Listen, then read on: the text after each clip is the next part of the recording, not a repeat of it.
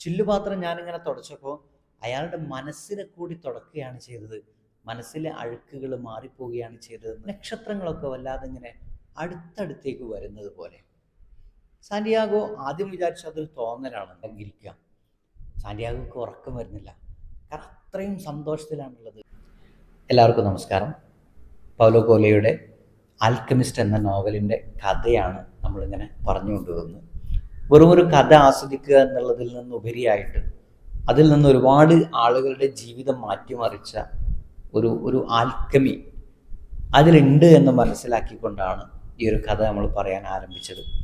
Santiago യാത്രയിൽ പല ഘട്ടങ്ങൾ കഴിഞ്ഞു പോകുന്നുണ്ട്. ഇപ്പോൾ ഒരു മരുഭൂമിയിലൂടെയുള്ള യാത്രയാണ്.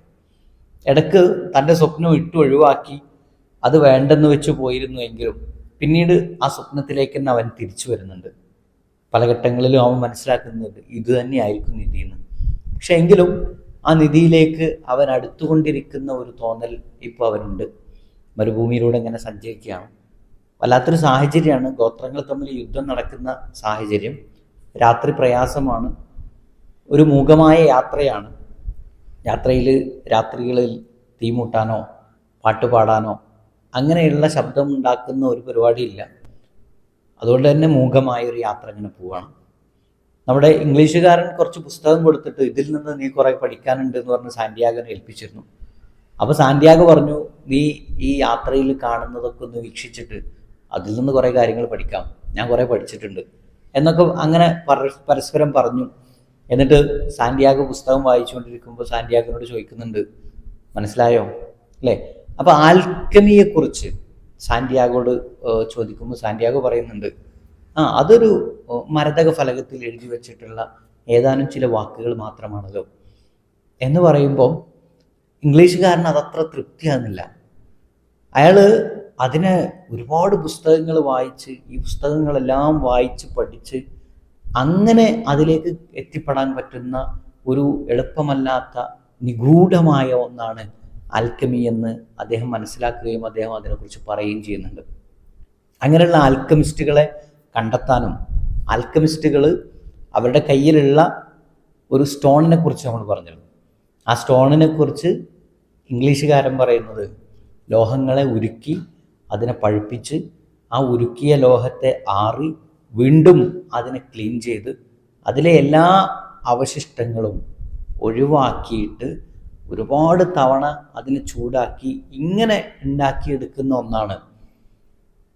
അതോടൊപ്പം തന്നെ അയാൾ പറയുന്നുണ്ട്, മാത്രമല്ല ഇത് ചെയ്തെടുക്കുന്ന ആളെ സംബന്ധിച്ചിടത്തോളം അയാൾ ക്ഷമയോടുകൂടി ഈ ലോഹങ്ങളെ ഉരുക്കുകയും അതിനെ ഉരുക്കി അതിനെ വീണ്ടും വീണ്ടും ഫിൽട്ടർ ചെയ്ത് ആ ഫിൽട്ടറിങ് പ്രോസസ്സ് നടക്കുമ്പോൾ ആ ക്ഷമയോടുകൂടി കാത്തിരിക്കുന്ന മനുഷ്യന് അവൻ്റെ മനസ്സിലും ഒരുപാട് ഫിൽട്ടറിങ് നടക്കും.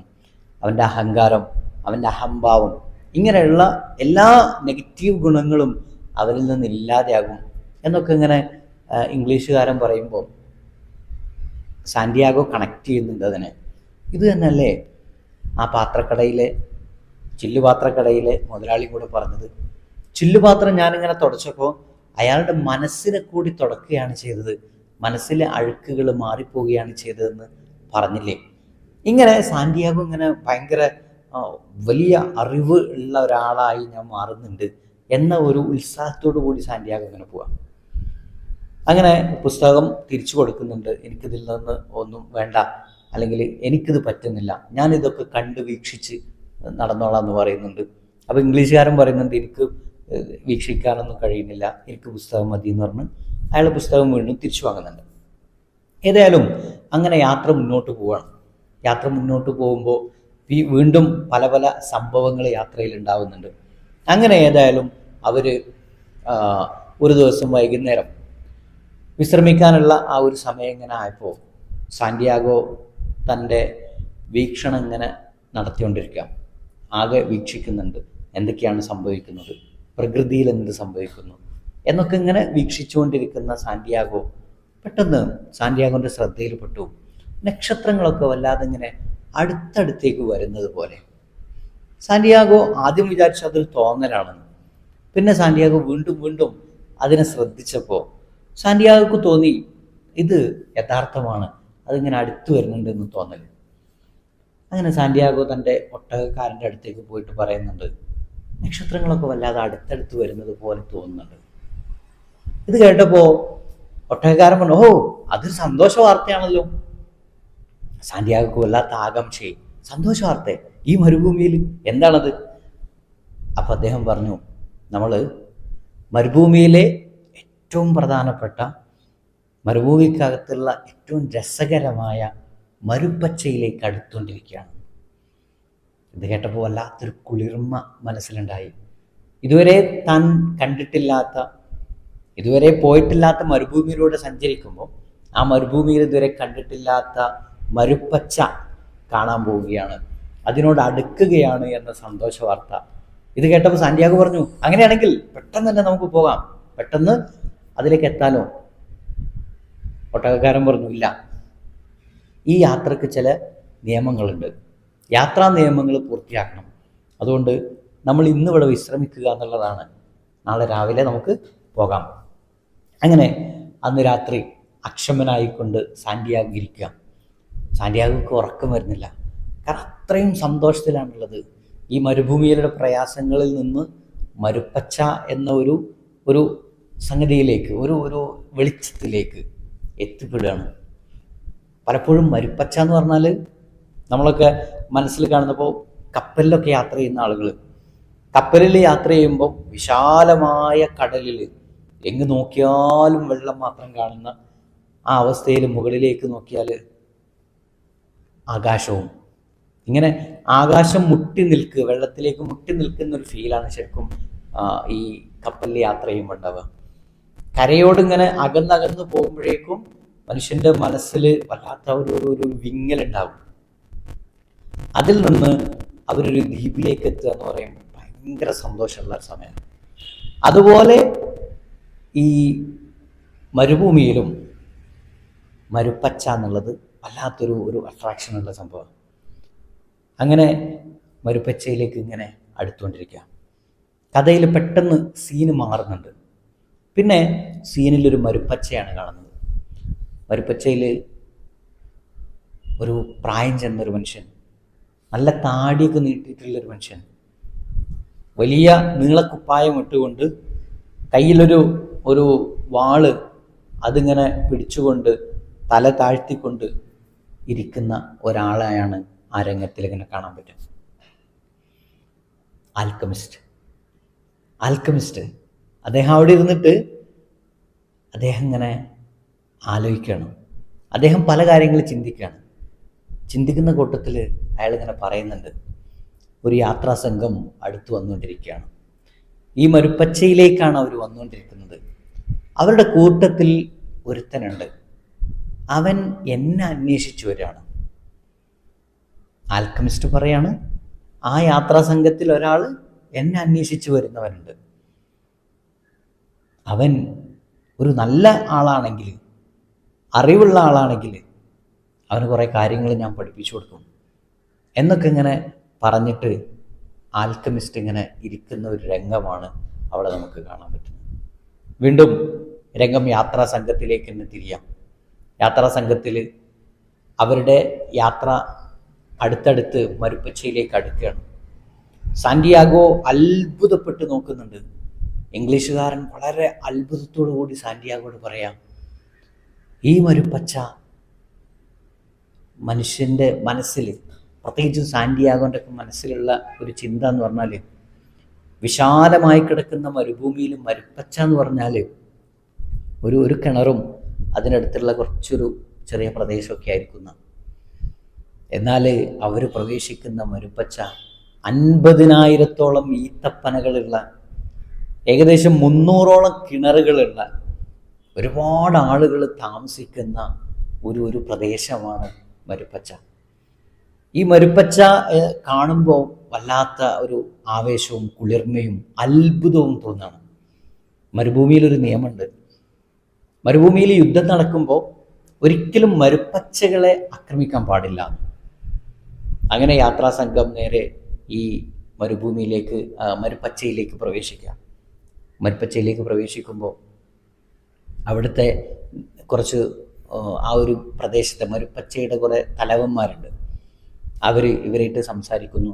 അങ്ങനെ സംസാരിച്ചതിന് ശേഷം ഇവർക്ക് അനുമതി കൊടുക്കുകയാണ്, യുദ്ധം തീരുന്നത് വരെ നിങ്ങൾക്ക് ഇവിടെ താമസിക്കാം.